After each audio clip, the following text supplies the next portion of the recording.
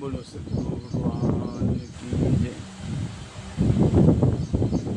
कहते हैं कि इस विश्व ब्रह्मांड के पीछे केवल कर्म ही है, अर्थात ये जो विश्व ब्रह्मांड बना हुआ है इसके पीछे कर्म का योगदान है।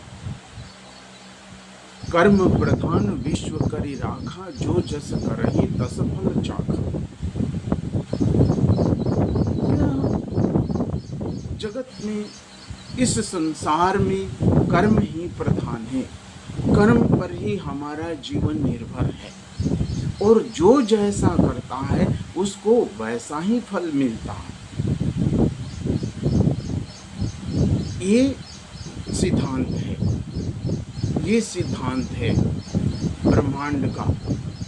कर्म प्रधान है और कर्म पर हमारा जीवन टिका हुआ है और जो जैसा करता है उसको वैसा ही फल मिलता है। तो अब ये है कि ये शास्त्र वाक्य है, तो कर्म कैसे करना चाहिए, कर्म का कौशल क्या है, कर्म का कौशल क्या है कर्म करने का। तो कहते हैं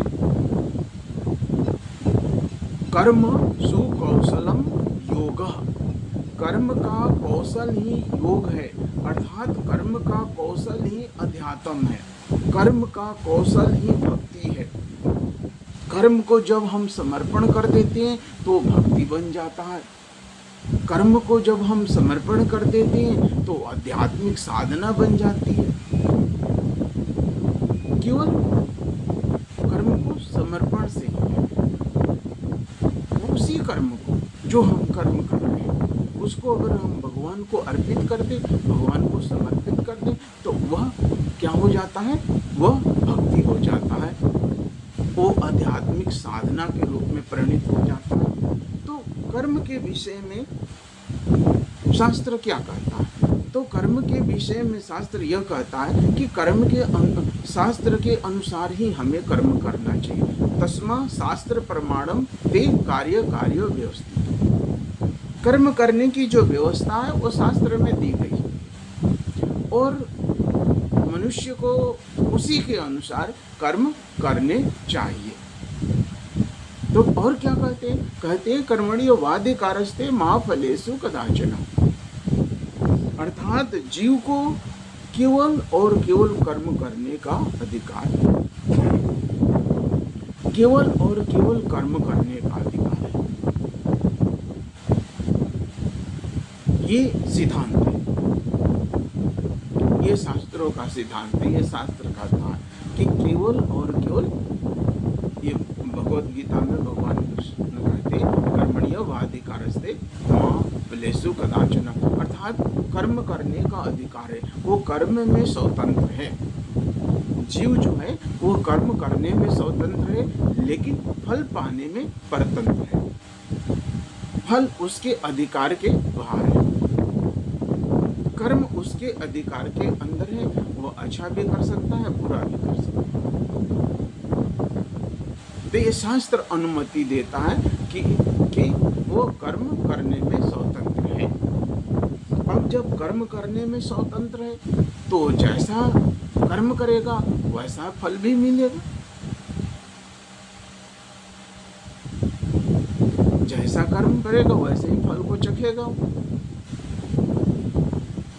कर्म प्रधान विश्व करी राखा, जो जस करहि तस फल चाखा, वैसे ही फल चखेगा। इसीलिए शास्त्र और कहता है आगे कि कर्म में हमें सावधान रहना चाहिए, कर्म हमें सतर्कता से करना चाहिए और वैसा कर्म करना चाहिए जिसमें अपना स्वयं का कल्याण हो और परहित हो, दूसरों का हित निहित हो उसमें। इसको ही, जिसमें दूसरों का हित निहित है, अपना कल्याण और दूसरों का हित निहित है, उसको ही पुण्य कर्म कहा गया, उसको पुण्य कर्म कहा गया। जिसमें अपना कल्याण और दूसरों का हित हो वो पुण्य कर्म। तो पुण्य कर्म ही करना चाहिए, और क्योंकि पुण्य कर्म ही समर्पण होते हैं। अगर हमारे कर्म तामसिक हैं तो वो कर्म प्रभु को समर्पित नहीं हो सकते हैं, परमात्मा को समर्पित नहीं हो सकते हैं, क्योंकि हमारे समर्पण के भाव भी नहीं आने के, क्योंकि हमारे अंदर तमोगुणी भाव है। इसलिए पुण्य कर्म करना है, सत्य कर्म करना है, जिससे हमारी मन बुद्धि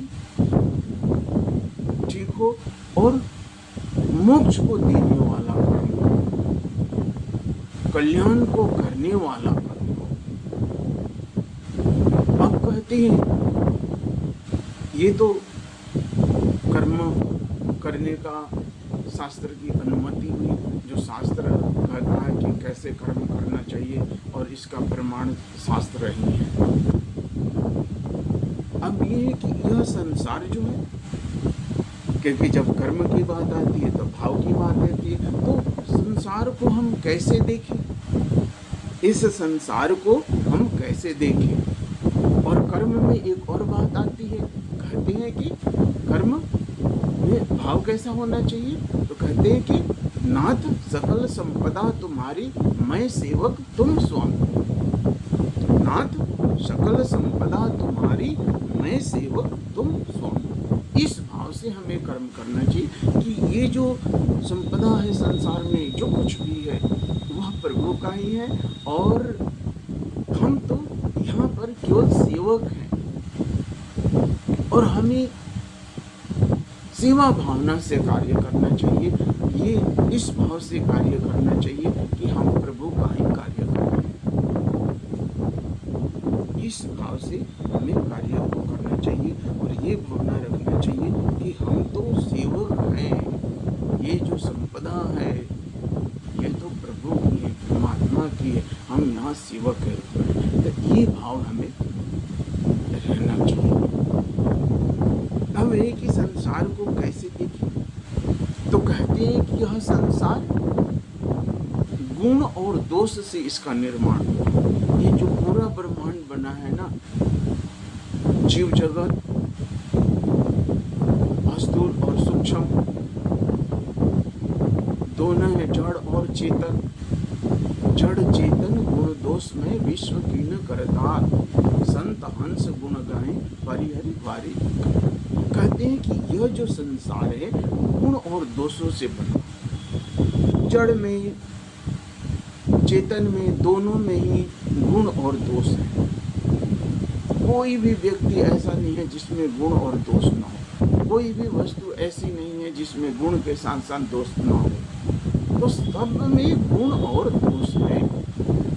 तो हर में जब गुण और दोष है तो क्या करें हम, तो कहते हैं कि हमें हंस की तरह बनना चाहिए, हमें संत की तरह बनना चाहिए। जैसे कि हंस जो है वह क्या करता है, पानी में दूध मिला हुआ हो तो वह बड़ी आसानी से, उसमें एक गुण है हंस में कि वह पानी से दूध को बड़ी खूबसूरती से अलग कर देता है, ये उसमें गुण है। और संत लोग क्या करते हैं, संत लोग जो है वह संसार से गुणों को ले लेते हैं और गुणों को छोड़ देते हैं। अर्थात हमें संसार जो गुण और दोष दोनों से बना हुआ है, तो हमें गुण को ही धारण करना चाहिए, गुण को ही ग्रहण करना चाहिए, अवगुण को छोड़ देना चाहिए। अवगुण को हमें नहीं लेना चाहिए, क्योंकि अवगुण को लेते हैं तो हमारा जीवन जो है अवगुण से भर जाएगा। हमारा जीवन जो है वह अवगुण से भर जाएगा। इसलिए हमें गुण को ही धारण करना चाहिए। जिस किसी में भी कोई अच्छे गुण हो उसको ले लेना चाहिए, जिस वस्तु में भी अच्छे गुण हो उसको ले लेना चाहिए। जैसे कि मान लो हम जा रहे हैं कहीं और नाली में, जो कीचड़ वाली नाली है जिसमें गंदगी भरी है और सोना गिरा हुआ है और हमारी नज़र जाती है उस पर और हमें लगता है कि यह सोना है, तो हम क्या करते हैं, वो कीचड़ भरी नाली है लेकिन उस नाली में से हम क्या करते हैं कि सोने को उठा लेते हैं, कीचड़ को छोड़ देते हैं, कीचड़ को हम नहीं उठाते, सोने को उठा करके उसको साफ करके रख लेते हैं और अपने लिए उसका सदुपयोग करते हैं। उसी तरह से संसार में गुण और दोष दोनों भरा हुआ है। हर व्यक्ति में गुण और दोष है। तो हमें हंस की तरह बनना चाहिए, हमें संत की तरह बनना चाहिए। जिस तरह से संत लोग संसार से गुणों को ले लेते हैं, जैसा हंस जो है वह पानी से दूध को छान लेता है, वैसे ही कहता है शास्त्र कि हमें भी वैसे ही इस संसार से गुणों को लेना चाहिए, अवगुणों को नहीं लेना चाहिए। क्योंकि अवगुणों से हमारी अधोगति होगी, हम नीच योनियों को प्राप्त होंगे, हम नरक की गति जाएंगे। इसलिए हमें क्या है कि गुणों को ही धारण करना चाहिए। और संसार को कैसे देखना चाहिए, तो कहते कि सिया राम मैं सब जग जाने, करहूँ प्रणाम जोड़े जुग पानी। तो कहते हैं कि इस संसार को सिया राम में देखना चाहिए, अर्थात इस जगत को परमात्मा के स्वरूप में देखना चाहिए कि इस जगत के एक एक कण कण में, एक एक वस्तु व्यक्ति में परमात्मा विद्यमान है। और हर किसी को, वो मूर्ख हो, ज्ञानी हो, सुंदर हो, कुरूप हो, कुछ भी हो, जड़ हो, चेतन हो, सब में हमें सियाराममय की भावना, परमात्मा की भावना रखना चाहिए। दोष दृष्टि नहीं रखनी चाहिए, हमें दोष दृष्टि नहीं रखनी चाहिए।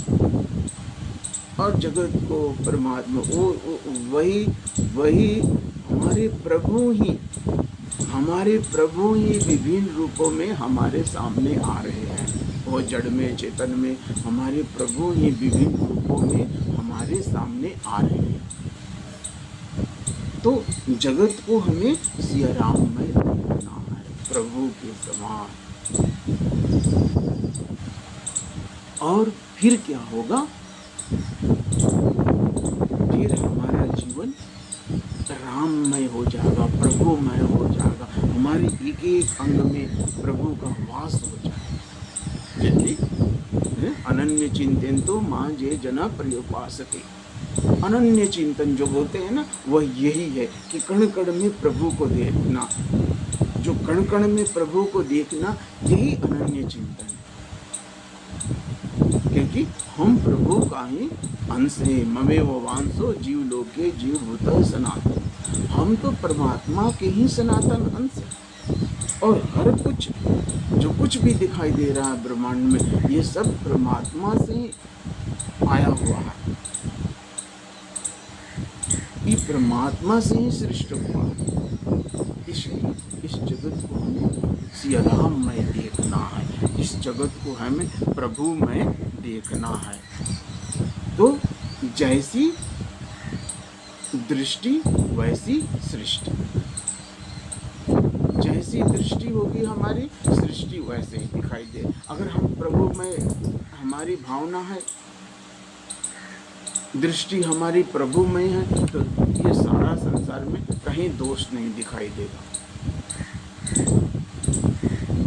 और हमारी दोष दृष्टि है तो फिर दोष ही दोष दिखाई देगा। तो जैसी दृष्टि वैसी सृष्टि। तो काला चश्मा लगा रहे हैं तो काला दिखाई देगा, हरा लगा रखे हैं तो हरा, नीला लगा रखे हैं तो नीला। अर्थात जैसी आपकी भावना है, जैसी चश्मा, वैसे सृष्टि दिखाई दे। जिसको पीलिया हो जाती है ना, उसको सब पीला पीला ही दिखाई दे। इसीलिए सियाराममय हमारी दृष्टि क्या होनी चाहिए, सियाराममय। तो जैसी दृष्टि वैसी सृष्टि। तो हमें अपनी दृष्टि में सुधार करना। जादृशी भावना जस्यर सिद्धिर भवति तादृशी। जैसी हमारी भावना होती है ना, वैसी ही सिद्धि हो जाती है। सिद्धि मतलब अर्थात वैसे ही दिखाई देने लगता है। तो हमें अपनी दृष्टि को बदलनी पड़ेगी, हमें अपनी भावना को बदलना पड़ेगा। जो सृष्टि में जो विचित्रता है वो तो रहेगी। वैचित्रम प्राकृत धर्म समानम न भविष्यति। प्रकृति में तो विचित्रता रहेगी, 3 गुण तो रहेंगे, तमोगुण, रजोगुण, सत्वगुण, तीनों गुण रहेंगे। और तीनों गुण रहेंगे तो विचित्रता रहेगी। स्वाभाविक है कि विचित्रता रहेगी, तीनों गुण रहेंगे। तो हमें सृष्टि नहीं बदलनी है, हमें अपनी दृष्टि को बदलना पड़ेगा। हमें अपने आंतरिक दृष्टि को बदलना पड़ेगा। सृष्टि तो जैसी है वैसे ही रहेगी। तो जैसी दृष्टि वैसी सृष्टि। तो यह जड़ और गुण और दोष से दोनों से सृष्टि बनी हुई है, लेकिन हमें इसमें से गुण ही लेना है। और इस सृष्टि में हमें अपनी दृष्टि को बदल करके कैसे, हमारी दृष्टि सिया राम है, अर्थात हमारी दृष्टि में कण कण में वही प्रभु, हर व्यक्ति में वही प्रभु विद्यमान है। ब्रह्मविद ब्रह्मेव भवति। जैसे कि हम ब्रह्म की भावना लेते हैं ना, तो ब्रह्म हो जाते हैं। तो ये सृष्टि को अगर हम प्रभुमय देखते हैं तो ये सृष्टि प्रभुमय दिखाई देगी। हर चीज में प्रभु हमें दिखाई देंगे, वह परमात्मा हमें हर चीज में दिखाई देंगे। इसलिए हमें अपनी दृष्टि को बदलना चाहिए। अब ये है कि अध्यात्म में हम चलते हैं तो हमारी जो शुरुआत होती है, अध्यात्म की जो सीढ़ी चढ़नी शुरू होती है, वो गुरु से होती है। गुरु ही यहाँ पर सर्वोपरि है। गुरु के लिए क्या कहा गया? अखंड मंडलाकारं व्याप्तं येन चराचरं तत्पदं दर्शितं तस्मै श्री गुरुवे नमः। गुरु ब्रह्मा गुरु विष्णु गुरु देवा महेश्वर गुरुरेवा परमो ब्रह्म तस्मै श्री गुरुवे नमः। अर्थात ये अखंड मंडलाकारम, गुरु जो है अखंड मंडलाकार, हर कण कण में व्याप्त है। और गुरु ही ब्रह्मा है, गुरु ही विष्णु है, गुरु ही महेश्वर। हमने तो भगवान को देखा नहीं है ना। आप लोगों में से किसी ने देखा है क्या? हा? आप लोगों में से किसी ने देखा है तो बताओ। जब नहीं देखा है तो भावना क्या करना चाहिए? अपने गुरु को ही हर चीज में देखना चाहिए, कण कण में। अखंड मंडलाकार, गुरु क्या है? अखंड मंडल। गुरु कोई व्यक्ति नहीं है, गुरु कोई शरीर नहीं, शरीर को गुरु नहीं कहा गया, चेतना को गुरु कहा गया। और वो चेतना क्या? वो स्वयं परमात्मा ही गुरु रूप में व्याप्त है। स्वयं परमात्मा ही गुरु रूप में हमारे सामने आते हैं। तो गुरु को ही हमें हर चीज में देखना चाहिए, कण कण में हमें गुरु को ही दे। और गुरु को क्या कहा गया है?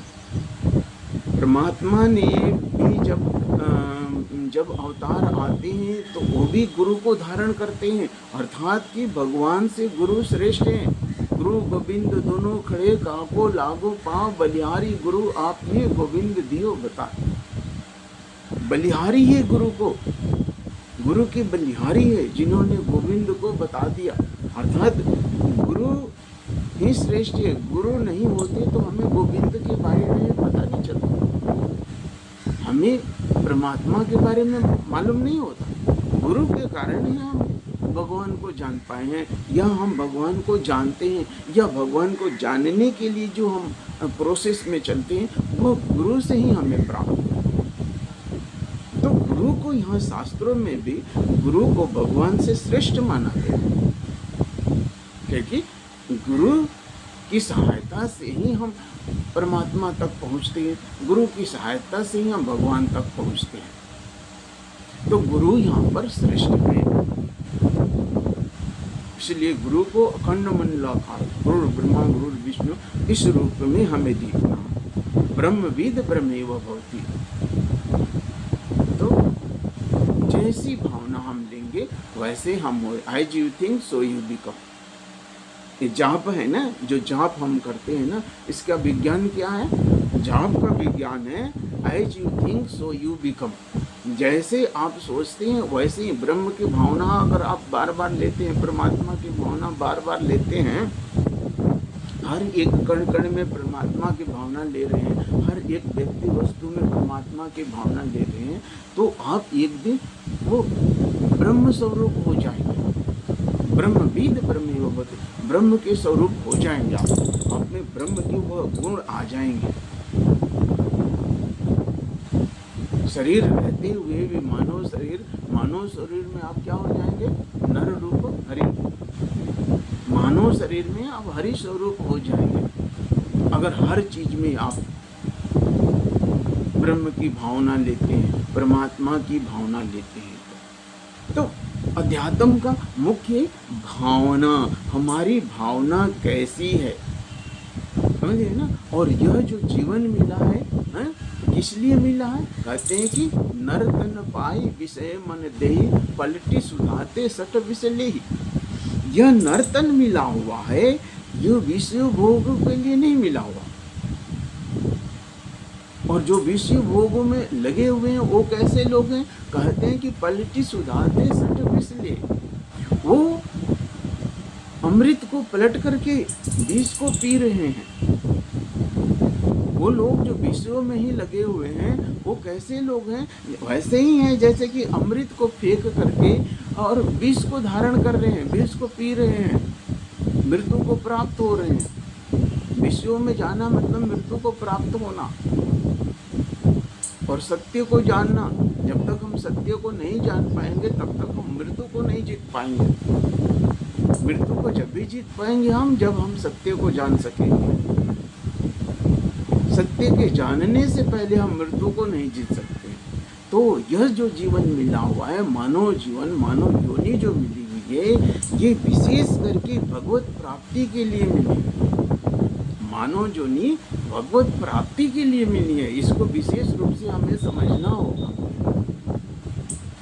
इसे हमें विशेष रूप से समझना होगा। यह जो मानव योनि मिली है, यह भगवत प्राप्ति के लिए ही मिली हुई है। अविवेकी मनुष्य की आसक्ति विषयों में होती है और विवेकी मनुष्य की परमात्मा में, भगवान में, है ना।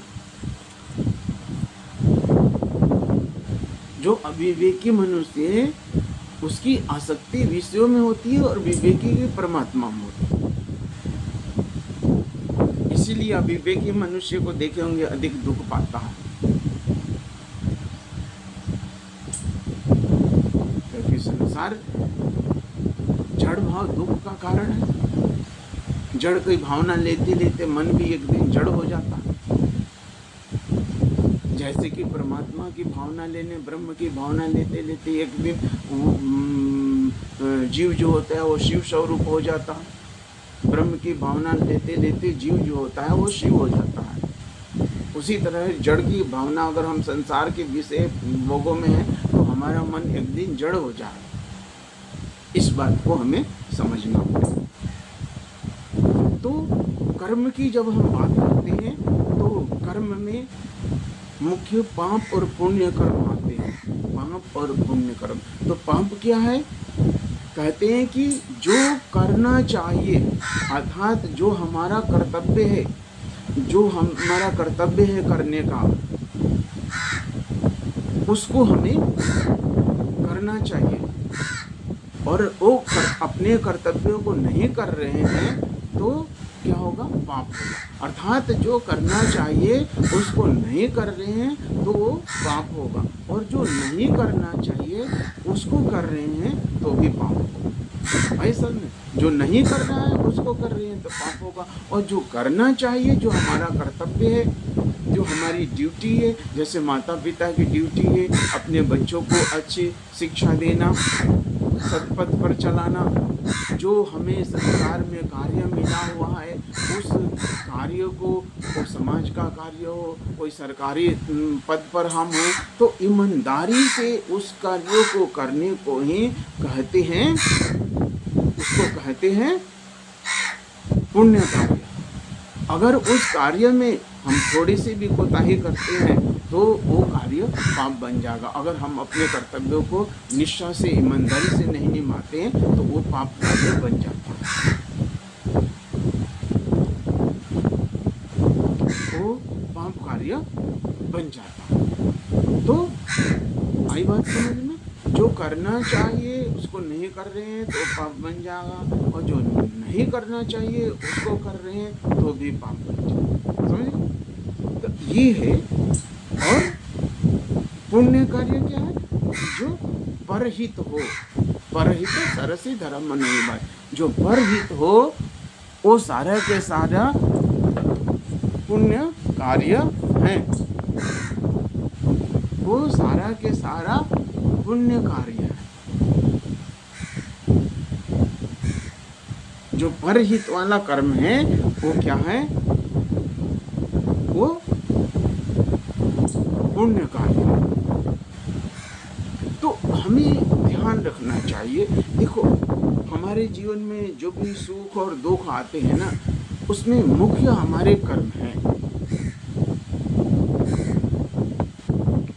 चाहे आप 33 कोटि देवता पूछ लो, लेकिन आप परमात्मा की शरण में नहीं जाते। जिस प्रभु ने इस सृष्टि को रचा है उसकी शरण में आप नहीं जाते। तो 33 कोटि देवता पूज लो, कितने भी देवता पूज लो, कुछ नहीं होने वाला। क्योंकि कहते हैं ना कि जहाँ पर कृपा राम की होई तहाँ पर कृपा करे सब कोई। क्या? जहाँ पर कृपा राम की होई तहाँ पर कृपा करे सब कोई। अर्थात जिस पर उस प्रभु की कृपा हो जाती है, उस परमात्मा पर कृपा हो जाती है, उस पर तो सभी कृपा करते हैं। अर्थात ये सारा देव योनि जो है, जिस पर परमात्मा की कृपा हो जाती है ना, उस पर ये सारा देव योनि उस पर कृपा करने लगता है। अलग से किसी के पूजन करने की आवश्यकता नहीं है। एक प्रभु के प्रति समर्पण कर दो अनन्य भाव से, प्रभु के प्रति अनन्य भाव से समर्पण कर दो, तो और किसी की पूजा की आवश्यकता नहीं है। और जब कृपा प्रभु की हो गई तो ये जो सारे देवी देवता और सारा संसार, जड़ और चेतन, सब उस पर सबकी उस पर कृपा होने लगती है। तो हमारा ये काम होना चाहिए। और भक्ति के लिए भी कहा, भक्ति क्या है? अनेक से एक में आना। अनेक से एक में आने को ही भक्ति कहते हैं। अर्थात सबको छोड़ के एक प्रभु के चरणों में, एक परमात्मा के चरणों में अगर हमारा समर्पण हो जाए, अनन्य भाव से हो जाए, अनन्य चिंतन तो मां चिंतन अनन्य भाव से एक परमात्मा के चरणों में मेरा समर्पण हो जाए ना, तो और किसी की पूजा की आवश्यकता नहीं। कहते हैं ना, जहाँ सुमति वहाँ संपत्ति नाना, जहाँ कुमति वहाँ विपत्ति निधान। तो सुमति क्या? सुमति यही है कि हम प्रभु के चरणों में समर्पण करें, ये सुमति है। और शास्त्रों के अनुसार हम कार्य करें। और जहाँ कुमति होगी वहाँ दुख होगा, विपत्ति विपत्ति विपत्ति। और जहाँ सुमति होगा वहाँ संपत्ति होगी। तो ये सिद्धांत है, जहाँ सुमति वहाँ संपत्ति नाना, जहाँ कुमति वहाँ विपत्ति नाना। तो हमारा सुख और दुख का कारण कर्म ही है। इसलिए कर्म को हमें शास्त्रों के अनुसार जो निषेध है उसे नहीं करना चाहिए। जो करना चाहिए उसमें हमें मन लगा करके, तन मन धन से उस कार्य को करना चाहिए। उसमें हमें किसी प्रकार की कोताही नहीं करनी चाहिए। और हमेशा हर वस्तु व्यक्ति में उस परमात्मा को ही देखना चाहिए। हमें सकारात्मक रहना चाहिए। हमारे अंदर में, हमारे अगर दिमाग में भूत है ना, हमारे बुद्धि के अंदर जो भूत बैठा है ना, तो हमें हर जगह भूत ही दिखाई देता है। और अगर हमारे दिमाग में वो बुद्धि में परमात्मा है, मन और बुद्धि में परमात्मा है, तो हर जगह परमात्मा दिखाई देता है। इसीलिए अंधकार भी है और प्रकाश भी है, यहाँ रात्रि भी है, दिन भी है। लेकिन शास्त्र क्या कहता है कि हमें प्रकाश की तरफ देखना चाहिए, अर्थात हमें सकारात्मकता की तरफ देखना चाहिए। हमें हर चीज़ में प्रभु को ही देखना चाहिए, हमें हर चीज़ में परमात्मा को ही देखना चाहिए। यही सकारात्मकता है कि हम हर चीज़ में परमात्मा को देखें, हैं? हम नकारात्मकता को नहीं देखें। हाँ? हम देखते हैं ना, भूत हो गया, ऐसा हो गया, इसने कर दिया, उसने, ये क्या है? नकारात्मकता। जो सच्चे मन से प्रभु की शरण में चल जाए, दुनिया की कोई भी शक्ति ऐसी नहीं है कि उसका अहित कर सके। एक बात मन में बैठा दो, जो पुण्य कार्य कर रहा है, जो शास्त्रों के अनुसार जिनके कर्म हैं, शास्त्रों के अनुसार जिनके कर्म हैं, और जिन्होंने अपने आप को प्रभु के चरणों में समर्पित कर दिया है, दुनिया की कोई भी शक्ति का कुछ बिगाड़ नहीं। जाको राखे साइया मार सकत नहीं कोई, बाल न बाका कर सके जो जग बहरी होए। तो सारी दुनिया बहरी हो जाए, कुछ नहीं कर सकती। जिन्होंने अपने आप को प्रभु के चरणों में समर्पित कर दिया है, उनका कोई कुछ बिगाड़ नहीं सकता, अगर हमारे कर्म खराब नहीं है। अगर हमारे कर्म खराब हैं तो प्रभु भी कुछ नहीं कर सकते, प्रभु भी हमारी सहायता नहीं कर सकते। लेकिन हमारे कर्म सही हैं, हमारे कर्म अच्छे हैं, हमारे विचार अच्छे हैं, तो कहते हैं कि वो प्रभु की कृपा हम पर अवश्य होगी, अवश्य होगी। और सुख दुख जय पराजय लाभ हानि से ऊपर उठ करके जो समर्पण कर देते हैं, वही सच्चे भक्त हैं, वही सही असली समर्पण है, सही समर्पण है। और जो इस तरह से कर देते हैं, उनका कोई कुछ बिगाड़ नहीं पाता है। इसलिए एक बात याद रखना चाहिए कि जब तक हमारे बुरे कर्म नहीं होंगे, हमारा कोई कुछ नहीं बिगाड़ सकता। हमारा बुरे कर्म ही हमारे सामने दुख बन करके, श्राप बन के आता है, और हमारे अच्छे कर्म ही हमारे सामने आशीर्वाद बन के आता है। इसलिए मुख्य है कि हमें अपने कर्म पर और भाव पर ध्यान देना चाहिए कि हमारी दृष्टि क्या हो, प्रभुमय हो, हमारी दृष्टि व्यापक हो, सब में उसी प्रभु को देखना है। ज्ञानी में, मूर्ख में, जड़ में, चेतन में, सब में उस प्रभु को ही देखना है। तो यही सार है कि हमें कुमति नहीं रखनी है, हमें सुमति पथ पर चलना है। सुमति के पथ पर चलना है, कुमति के पथ पर नहीं चलना। और हमारा पथ सुमति है, हमारे कर्म अच्छे, तो हमारा कोई कुछ बिगाड़ नहीं सकता। और हर कर्म को जब हम कर्म को प्रभु के चरणों में समर्पित कर देते हैं, तो वही भक्ति हो जाती है, वही साधना बन जाती है, वो आध्यात्मिक साधना हो जाती है। और उसका फल मोक्ष है, उसका फल प्रभु की प्राप्ति है, उसका फल सुख और आनंद है।